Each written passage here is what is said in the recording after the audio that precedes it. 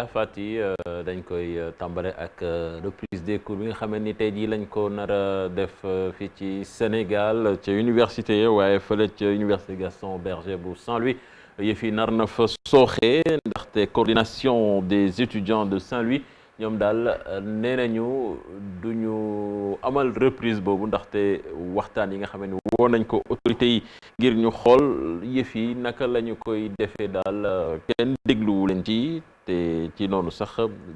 jot nañ ci décréter 72 heures de journée sans ticket maanaam ngénte tubaab foofu ca UGB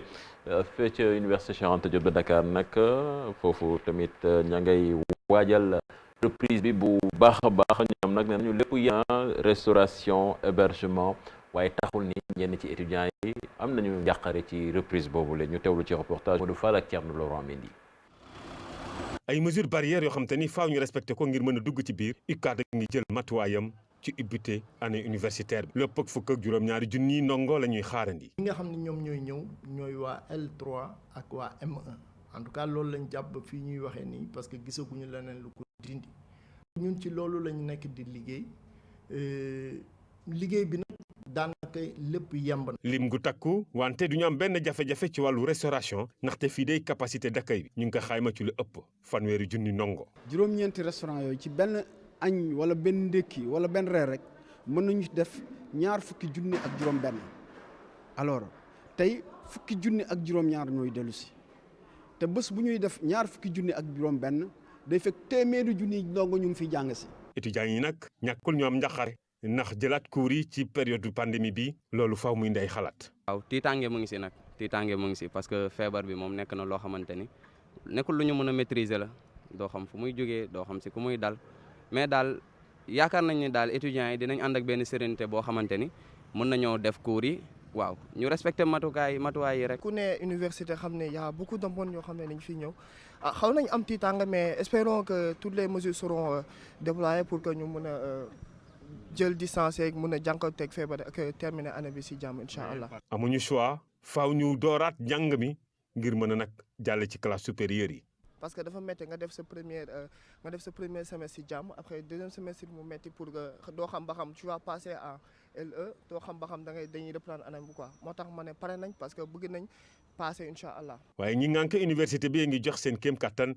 ngir étudiants yi am kaaraange ci xeex wàllu Covid 19. daanaka kon néeg yëpp rek la ñu désinfecté ngir ñu mën a am ubbiteb école bu jaar. dañuy dem fële ca Parcelles Assainies unité 9 bu Kër Massar foofu nag askan wa fa dëkk dañoo jànkonte ay jafe-jafe yu tar ci wàllub inondation mbënd bi ñoom nag daal nee nañu seen zone boobu tamit mbirum assainissement dafa sooxe lool ñu teewlu ci reportage bu Sall ak Asmalik Diop. ndoxu taw bi dem ba fees këram génn ko fa suba gu nekk day ñëw ngir xool la dese ci ay bagages ak it lu mu mën a muccal yóbbul ko njabootam ca fa ñu tuxu. da ngay xuus tëj seen i kër ñun ñoo ngi nii dañoo tëj suñu kër ñii ñoo ñu abal am na benn kër bu nekk fii ñoom ñoo ñu abal ci lañ dëkk jamono ji nii damay dem jël nii ay bagages ay quelques bagages yu maire bi soxla parce que amuñ nañ def ñu bëri taxu nañ kër yi fii nii ñu nekk ci wetu terrain bi yëpp taxu nañ te ñëpp ñu seetaan. njaboot gi tasaaroo la def jamono ji li ko waral du leneen lu dul mbënd mi fii ci unité 9 bu Parcelles Assainies bu Kër Massar bari nañu ay njaboot yuy dund jafe-jafe bu ne mel. xanaa def nii marché nii da laa defee marché ba nii ba puus ba fii ba sama biir kër ga ma nga fees del ak ndox. Parcelles Assainies lan nu jaay Parcelles Assainies nag man je suis de la santé su ma waxee Parcelles Assainies war naa xam lan mooy assainissement lépp a ngi ci biir te dara nekku fi. dara nekk fi amul tuyauterie amul dara nii la ñuy dundee at mu nekk. soxna si keneen la moom ak waa këram it ci biir ndiggu ndoxu taw yi la ñuy dunde guddi yi yëpp. waaw moom daal métti na lool suñu xale yi dama dund fenn bu ñuy jéggi sax danay jéggi si rëkk si ndax wóolu démb yeeg daan naa fi jël boo xamante ni si biir ndox bi xale yi danay mujjee si biir kër ga rek bu ñu yónni bu ñuy dox suñu bu ñuy kii ñu ñooy dem dox suñu soxla ñooy dox suñu ñooy dem dox yónnee ni dañuy tàngam lu moom. ndax lii daaw ba mënu fee jógee. këram ndoxu taw yi wër ko ndombo soxna si mag la dem ba ak dikk ba gën naa tagati tembeeti. moom mi ngi ne unité 9 bi bañ fi dëkkee ba tey nag bu nawet jotee du ñu dem du ñu dikk li ñu am yëpp def nañ ko ci saat say xeer. mag lañu suñu aas yi mag lañu mënuñoo jaar si xeer dañuy daanu suñu tànk yëpp a yàqu na. man damaa mën a génn fukki fan a ngi ne mënumaa génn mënumaa dem fenn wax nañu bay bëgg a dee wax nañu ba sonn amul fu ñu demul président bi na jóg dimbali ñu ci lii ñun sonn nañu de. ñi nga xamante ni ñoom ñii ñoo amul fu ñu jëm ñoom ñooy toog di dund ci biir ndoxu taw yile toog ñu ne di xaar yàlla asamaan su xiin tamit wéy di leen tiim. muy image yu doy waar Chérif, je pense que démb gisoon nañ fa Habib Lem ñu andiloon mu mel ni banlieue bi quand même jànkuwanteet nañu ak jafe-jafe yu tar ci mbënd mi. ci mbënd mi waaw ci mbënd mi ni nga ko gisee noonu Diaw parce que surtout unité 11 ak 9 bu Kër Massar dimanche man jaar naa fa mais image yi nii ngay gis quoi da ngay gis que yoo xamante ni yu bees lan seeni borom def ci investissement yu cher mais malheureusement ndox mi dafa stagné doo xam kañ la fay jugee ñu ci bëri ñi am moyen ñi ngi leen di héberger ñi amul moyen nag fa leen di dëkk nii nga gis koo xam day dem ba jusqu'à la taille ndox ma di fa yor donc mu lay wan ni bu fa xale duggee moom mën naa ñàkk ba kanam. Ablaye donte nguur gi dugal na ci xaalis bu bari de ci li ñu wax plan décennal bi nga xamee ni laloon nañ. ndox du bàyyi yoonam xam nga bu ñu tabaxee li waa ji wax dëgg la Parcelles Assainies bu ci assainissement bi amul parcelles yi nit ñi doy wuñ ko dara. donc loolu le plan d'urbanisme yeeg yooyu la ñu war a xoolaat parce que bu dee yoonu ndox la soxla ñu fay tabax loolu nit ñi. te loolu mooy erreur bi. doy na waar dañuy wax ci wàllub coronavirus bi jamono yi nag dañoo nemmeeku taux de guérison bi am na solo lool surtout ci semaine bi ñu génn téeméeri day teg à chaque fois. ci loolu nag dañu dem daje ak Khadiata Diallo moom nekk responsable centre de traitement fële ca Fann li mu ci jot a expliqué nag nee na daal traitement à domicile bi nga xamee ni dañu ko jëloon option bokk na ci li ko waral teewlu ci reportage Maïmouna Ndiaye ak Jafara Ba. noppi naa sol tenue bi nga xam ni moom lay fajee ñi nga xam ni ñoo am doomu jàngoro bi di Covid-19 biñ fi yegg si nag fekk ñu fi hospitalisé kenn ku feebar moom mi noppi na ngir dem faji ko docteur Khadiata Diallo ak équipe am li ñu seetlu rek mooy lim bi nga xam ni ñoom ñoo wér gën nañoo takku fii ci centre bi. avant dañoo ragaloon joxoñ bi ñu leen di joxoñ di leen beddi di leen beex parce que voilà da nga am Covid c'était quelque chose bi nga xamee ni dañ ko jàppee woon comme benn maladie bu ruslu donc dañ daan ragal dem hôpital mais léegi comme xam nañ ni suñu teelee dem ba ñu gis ni moom la ñu amee mun nañ leen jël en charge alors que ñu ngi toog seen kër léegi nag nit ñi gën nañu ñemee dem hôpital loolu mooy explication bi. ba tey ci xeex bi fajkat yi bu ñu sañoon dinañu gën a ñaax askan wi rawatina ndaw yi ndax kat am na solo. communication bi mooy jàll du ma ne nag jàll na 100% des na il faut que ñu gën a góorgóorlu mais je pense communication bi mi ngi jàll parce que xam nañ ni lii du feebar bu ruslu te jommul kenn. te xam nañ ni boo teelee jóg ñu teel la jël en charge di nga teel a wér donc nit ñi ngi communiquer mais il faut ñu gën a yokk communication boobu. ci jamono bi ñu seetlu itam diir bi nga xam ni daan nañ ko jël ngir faj ñi nga xam ni dañoo tawat gën naa néew. sa kër ngay toog ñu woo la seet noo def wala yow tamit boo gisee lu la jaaxal leneen loo amul woon démb wala barki démb nga woo rek parce que dañ la jox ay numéro ñu xool sa yaram bu sa contrôle nga ñëw ñu defal la sa contrôle. moo tax délai de guérison bi wàññeeku fi ñu daan toogee pendant 15 wala 3 semaines balaa nga léegi boo teelee dem mun nga en 10 jours 12 jours nga wér. xeexum coronavirus mi ngi wëy ñu ciy wax saa su ne nguur gi dugal ci loxoom rawatina fajkat yi bu ñu sañoon nag relais communautaire yi ñu gën cee sóobu ndax kat seen liggéey am na solo. Akon City dafa mel ni tàmbali na li ñuy jàpp ni dinañ ko def ci xaalis bokk na ci mat na ci 3000 milliards ci wàllub CFA première phase bi daal nee nañ dinañu ko livrer 2023 moom artiste sénégalo-américain boobu nee na daal bërëb boobu daal dina fa am ay université hôpital stade hôtel commissariat ci site boo xamante ne toll na ci 500 hectares lépp nag ma ngay amee fële ca Mbodiène fa ñu doon amal pose première pierre bi développé woon ñu teewlu ci reportage Abdourahmane Diallo ak Mamadou Gueye. Akon City lu ëpp ñetti téeméeri milliards ci sunu koppar moom la projet boobu war a jar liggéey yi nag ci diiru fukki at la waaye phase bu njëkk bi 2023 la ñu koy livré. Akon City dina doon ab dëkk bi nga xam ne ñàkkul dara li ni mel sax dinañu am sunu xaalisu bopp ci loolu ñu ngi liggéey ci lu ëpp ñeent fukk ak juróomi junni entreprise ngir loolu yëpp mën a antu.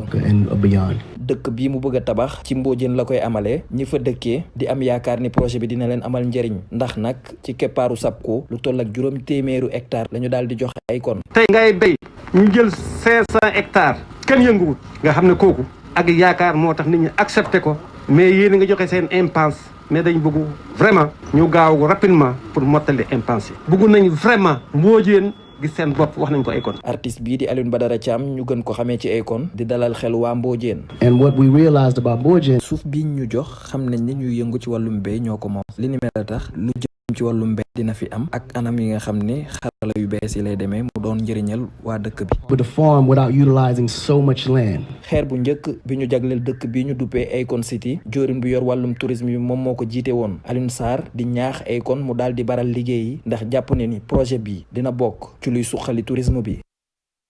dañuy dem bitim réew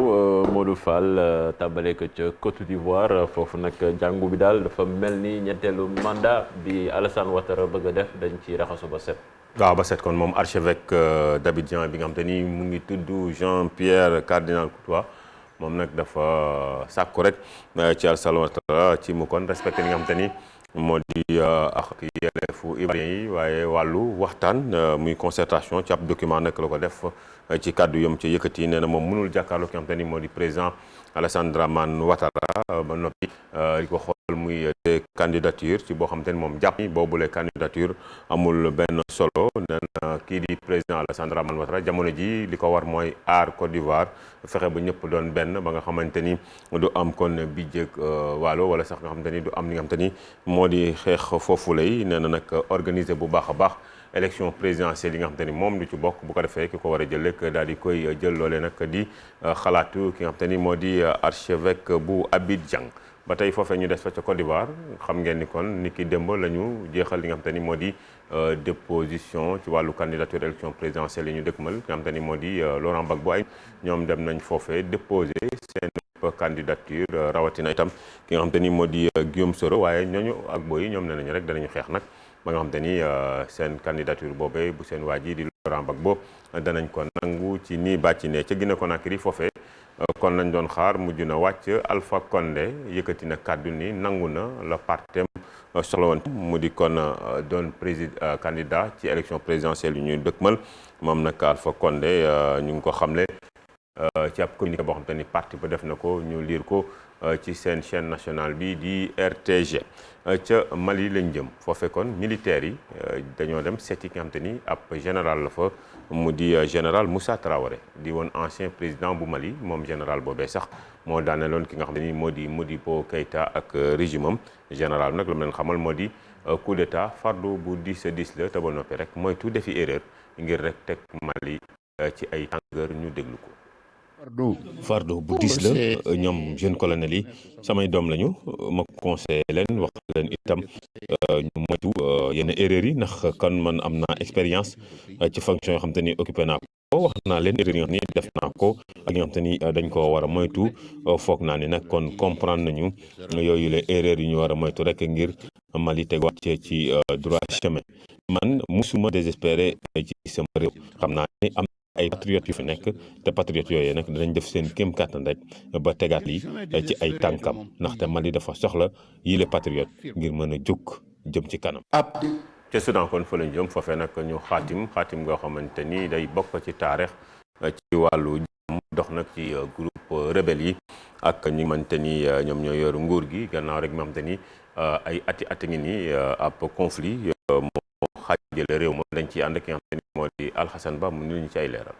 déggoo jàmm bu historique lañu xaatim ngir fexe ba fay guerre bu toll ci fukk ak juróom-ñaari at ca Soudan te en particulier fële ca Darfour nga xam ne ay junne nit doomi aadama ñàkk nañ ci seen bakkan ñu amal ko nag ci altine gi ñu kilifay soudanais yi ak mouvement rebelle yi def ko ab accord bi nga xam ne ñaari temps lañ ko xaatim ca cérémonie bu ñu amal ca Juba nekk ca Soudan du Sud mouvement rebelle yu Darfour nga xam ne guerre bi mu ngi tàmbali foofu atum 2003 mu def itam lu toll ci 300 000 morts maanaam ñu ñàkk seen bakkan ak lu toll 2,5 millions maanaam 2 millions ak genn wàll yi doomi aadama yu ñu déplacé buñ sukkandikoo ci ONU. ñeneen mouvement rebelle yi nga xam ne ñoom ñoo nekk ca Kordofan Sud ak Nil Bleu ñoom itam nga xam ne guerre bi def na lu toll ci ay millions doomi aadama yoo xam ne laal na leen. ci passage groupe bu ne ngir fexe ba xaatim déggoo gi mi ngi ànd ak ay wëy yoo xam ne ay orchestre ñoo fa nekkoon di wëy ay wëyu yoo xamante ni cosaan ak aada la bu sukkandikoo ci kilifa yi ab uniforme militaire kaki moom la Mohamed Hamdan Daglo vice-président bu conseil souveraineté nga xam ne dañ jàpp ne sax jot na toroxal ay doomi aadama yu bëri ci guerre civile ba moom la dikkee xaatim li nga xamante ni moom mooy déggoo bi. lu gën a symbolique itam ñi nga xam ne démb ay ennemis lañu Mohamed Hamdan Daglo ak yenn ci njiitu mouvement rebelle yi ñu nekk ci front révolutionnaire soudanais ñoom ñoo daal di joxante ay loxo jeexale ko itam ci ay fecc. Alxasan Ba ñu dem ca Liban foofee nag jëwriñ ji njëkk ji nga xamante ni tabb nañ ko gannaaw rek ci ab désignation bi mamal mu ñëw ci turu Moustapha Adib